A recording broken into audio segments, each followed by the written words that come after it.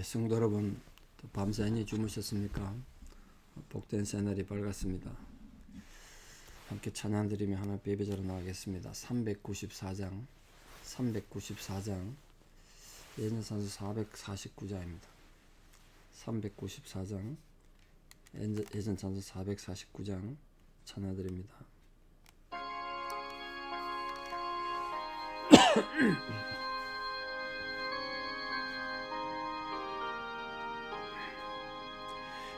이 세상의 친구도 나를 버려도 나를 사랑하노니 예수뿐일세. 예수 내 친구 날 버리지 않네. 온 천지는 변해도 날 버리지 않네. 검은 구름 덮이고 광풍이 일어도 예수 나의 힘 되니 겁낼 것 없네. 예수 내 친구 날 버리지 않네. 온 천지는 변해도 날 버리지 않네. 괴로운 일 당해도 낙심 말아라. 영원하신 주 능력 나를 붙드네. 예수 내 친구 날 버리지 않네. 온 천지는 변해도 날 버리지 않네. 아멘. 함께 신앙 고백 드리겠습니다.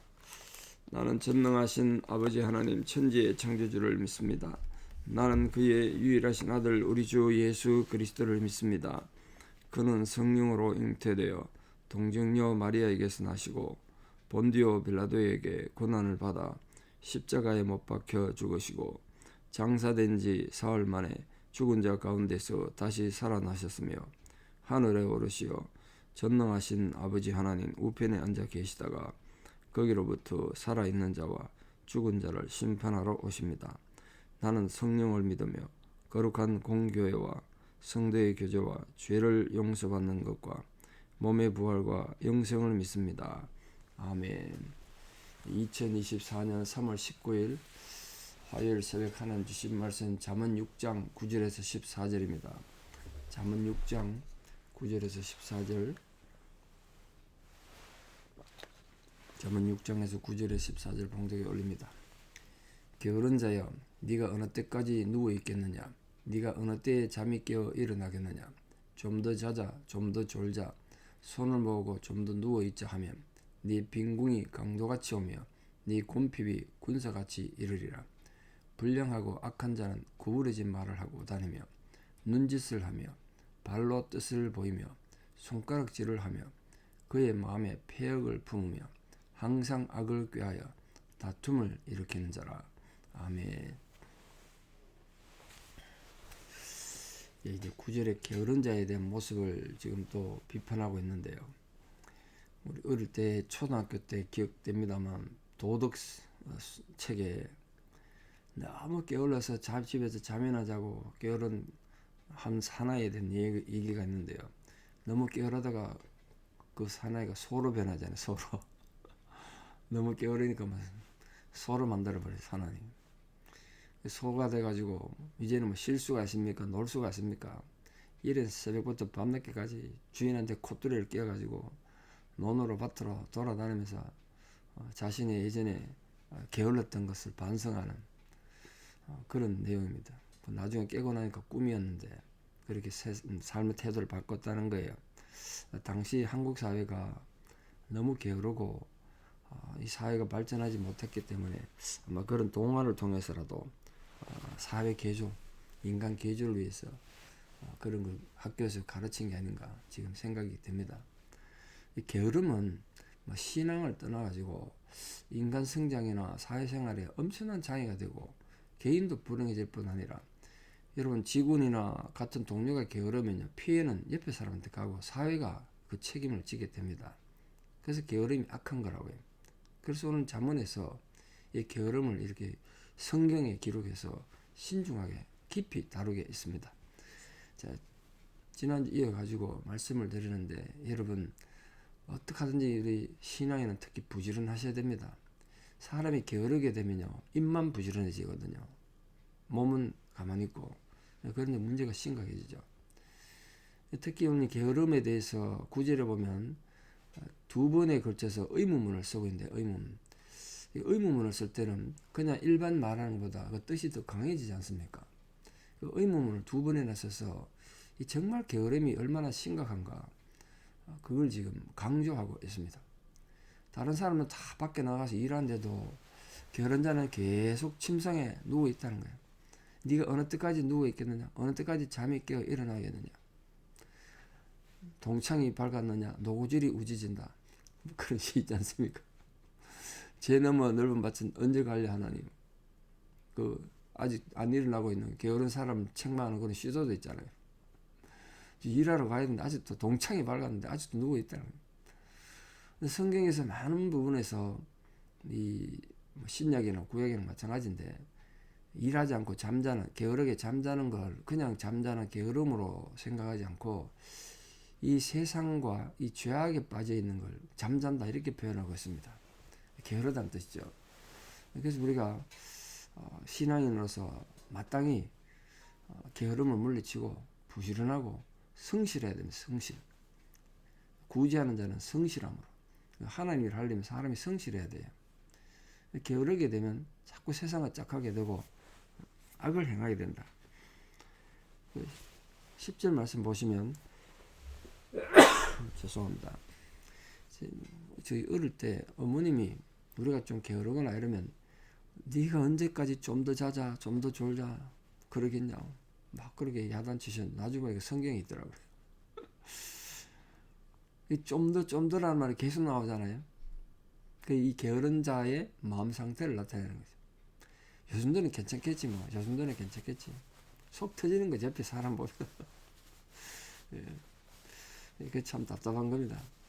설령 일을 하다가 좀 실수를 하는 한이 있어도 열심히 하고 부지런히 하는 거야. 어떻게 탓하겠어요. 근데 게으르면 아무 일도 안 되는 거야 진짜. 누구 말 맞다나 아무 일도 안 하면 아무 일도 안 일어나는 거죠. 하나님은 특히 또 그런 것 같아요. 아무 일도 안 하면 진짜 아무 일도 안 일어나요. 하늘은 스스로 돕는 자를 돕는다 그런데 부지런해야 된다. 부지런해야 돼. 근데 게으른 자는 좀 더 이러면서 자기도 속이고 남도 속이는 걸 그렇게 표현했어요. 게으른 자가 좀 더 자겠다고 하는 건 그건 약간 지금 사람이 피곤하니까 휴식을 취하지 이 차원이 아니지 않습니까? 한없이 게으름을 피워가지고 자기 욕망을 이뤄보겠다 그래요.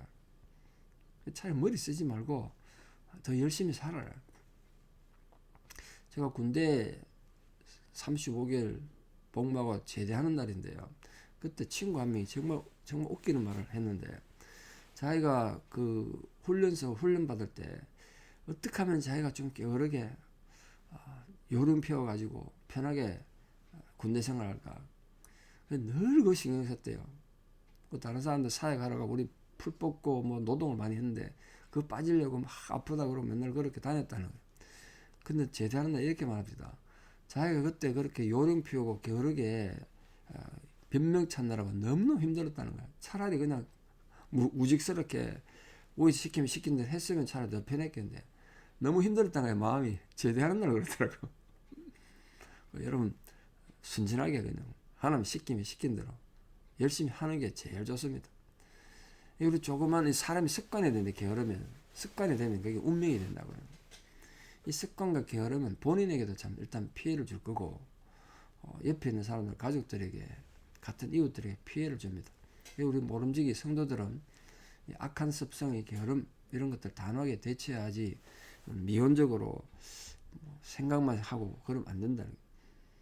그럼 결국은 이 게으르면 어떻게 되느냐? 11절에 뭐라고 되어 있나 보시죠. 빈궁이 강도같이 오고 내 곰핍이 궁사같이 이른다. 합해가 빈궁과 곰핍 합해서 궁핍이죠. 궁핍하다. 이 게으른 자는 습성에 빠져 있으면 이 정말 강도같이 군사같이 가난이 닥친다. 가난이. 이 가난이 오는 필연적인 이유가 게으름 때문이다. 이렇게 말합니다. 물론 모든 가난이 게을러서 그런 건 아니겠죠. 사회적인 재수 때문에 그럴 수도 있고 운이 나빠서 도 있을 수 있습니다만 부지런히 열심히 살다가도 뭐 상황이 어려워질 수 있겠습니다. 여기는 뭐 그런 거 말하는 게 아니고 게으름으로 인해 가지고 가난해지는 거. 그걸 지금 말하는 거죠. 이 한국의 조선 같은 조선이겠습니다만 조선에 처음 왔던 이 미국의 선교사님들이 선교 보고한 내용들이나 그분들이 한국 와서 썼던 시들을 보면 조선의 남자들에 대한 내용이 있는데요. 너무 나태하고 게으르고 속은 음흉하고 알 수가 없다. 그런 내용들을 쓰는 보고서가 있거든요. 너무 게을러요. 늘 노름이나 하고 술이나 먹고 아낙네들한테 일이나 시키고 그렇다 이런 걸 지금 남존여비가 심하다. 그 게으름에서 온다. 그런 보고서가 있을 정도로 옛날에 그랬다는 거예요. 그러면 결국 우리 삶이 불행해지고 가난해지고 그렇겠죠. 새마을 운동도 그런 것들을 바로잡아서 나라 좀 잘 살아보자. 뭐 그런 시작된 거 아니겠습니까? 자, 이 게으름에 대한 교훈이 이 자문의 10번째 교훈이었습니다. 자, 12절부터는 11번째 악행에 대한 경고입니다. 악행에 대한 경고. 이게 결국 이 11번째 악행에 대한 경고는 앞에 10번째 게으름에 대한 교훈과 연결되죠. 사람이 게으르면 그런 악한 습관들이 또 악행을 하는 악한 습관이 쉽게 온다는 거예요. 쉽게. 사도 바울도 이 비슷한 내용을 디모데에게 당부한 적이 있는데 디모데전서 5장에서 말했는데요. 저희가 게으름을 익혀 집집이 돌아다니고 게으를 뿐 아니라 망령된 편론을 하며 일을 만들며 마땅히 아니할 말을 한다. 일은 안 하고 일을 만드는 존재가 되는 거예요. 게으른데 망령된 편론에 말을 함부로 하더라고요. 이 게으름과 이 악한 습관이 연관성이 있다는 걸 지금 말하는 겁니다. 이 못된 습관은 꼬리에 꼬리를 이어가지고 악한 습관이 된단 말이에요. 못된 습관, 악한 습관이 돼.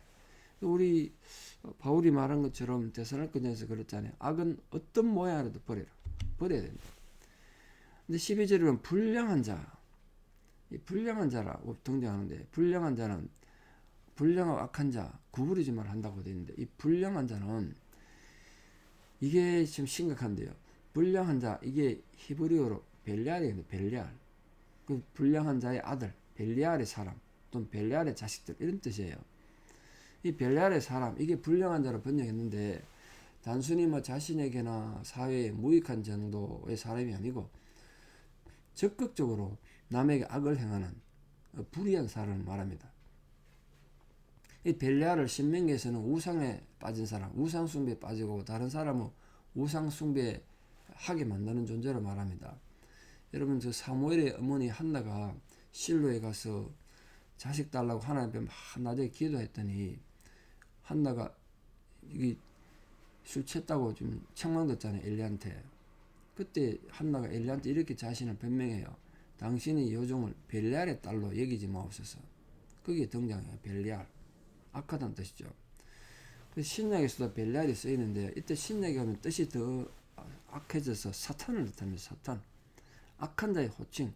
모든 악한 자의 대표가 벨리알이고 심지어는 그리스도를 대적하는 자를 벨리알 이렇게 표현했습니다. 그게 지금 불량한 자라니까요. 그러니까 성경에서는 무익하고 하나님을 대적하는 신성모독하고 악을 도모하는 사악한 이 모든 행동하는 자들이 벨리알의 자식들, 벨리알의 사람이다. 결국은 신에 와서 악한 자의 우두머리격인 사단이 됐다는 거예요. 점점 이게 번져가지고.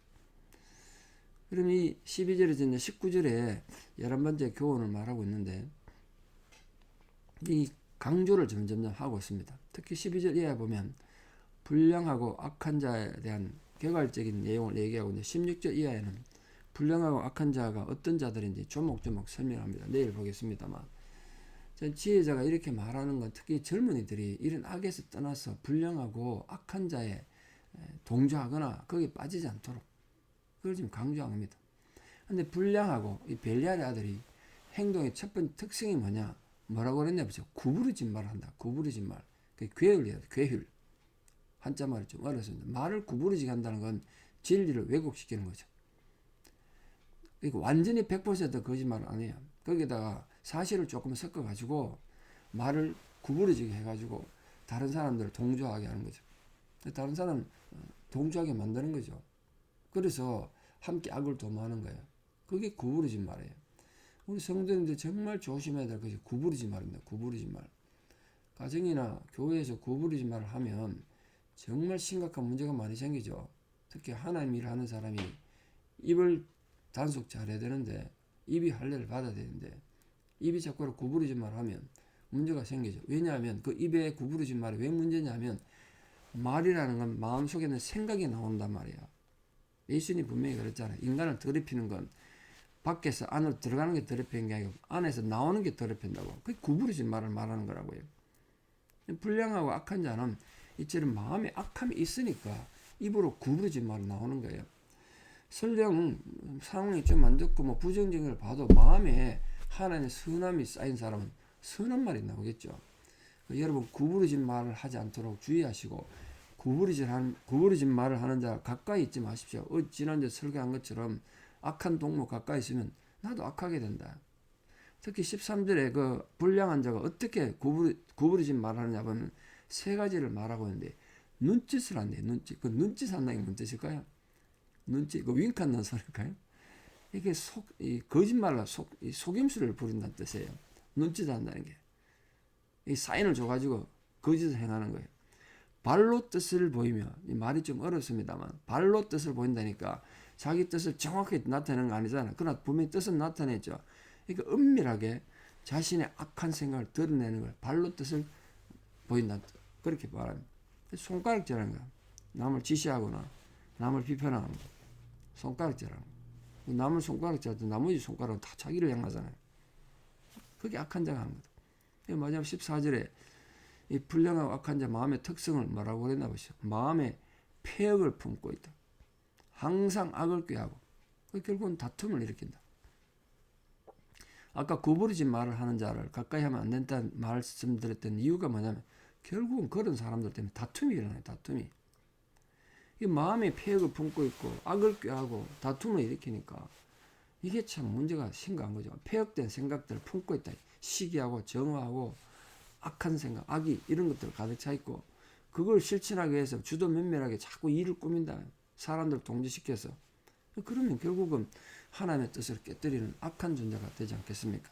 자, 오늘 두 가지 말씀을 드렸는데, 게으름을 멀리할 뿐 아니라 하나님 앞에 구부러진 말을 하지 않도록, 벨리알의 자식들이 되지 않도록 우리가 선하고 아름다운 성도로서 하나님의 기쁨이 되는 그런 성도로 살아가서 오늘 하루도 또 남은 생에도 믿음으로 승리하는 거룩한 성도들 되시기를 진심으로 축복합니다. 기도드리겠습니다. 아버지 하나님, 오늘도 우리가 하나님의 귀한 자녀로 부름받았는데 이 하루를 살면서 부지런하고 열심을 품고 주를 섬기는 자들 되게 도와주시옵소서. 그리고 우리가 악은 어떤 모양이라도 버리고 벨리알의 자식이 되는 것이 아니고, 그 모든 벨리알의 자식들을, 불량한 자들을 물리치고 하나님의 신실하고 성실한 순전한 믿음의 사람들 되게 도와주시옵소서. 우리 마음에 쌓인 것들이 입으로 나온다고 하셨사오니 정말 우리 마음에 선함과 하나님 앞에 사랑과 섬김이 쌓여서 선한 것들만 우리 입에서 나오는 그런 자들 되게 도와주시옵소서. 결코 우리 입이 구부러진 말을 하지 않도록 성령께서 우리 심령에 역사하여 주시옵소서. 이제는 우리 주 예수 그리스도의 은혜와 하나님 아버지의 만극하신 사랑과 성령님의 위로 교통 역사하심이 오늘도 하나님 앞에 부지런하고 성실하고 또 순전하고 진실되고 선한 마음을 갖고 살기를 결단하는 사랑하는 성도들의 아름다운 신앙의 고백 위에, 또 우리 사랑하는 모든 자녀들의 삶 위에, 또 지금도 병상에서나 여러 가지 혼란에서 하나님 도움이 절실히 필요한 모든 성도들 상황 위에 이제부터 영원토록 함께 하시옵기를 간절히 축원하옵나이다. 아멘. 예, 여러분 오늘 하루도 믿음으로 승리하십시오. 감사합니다.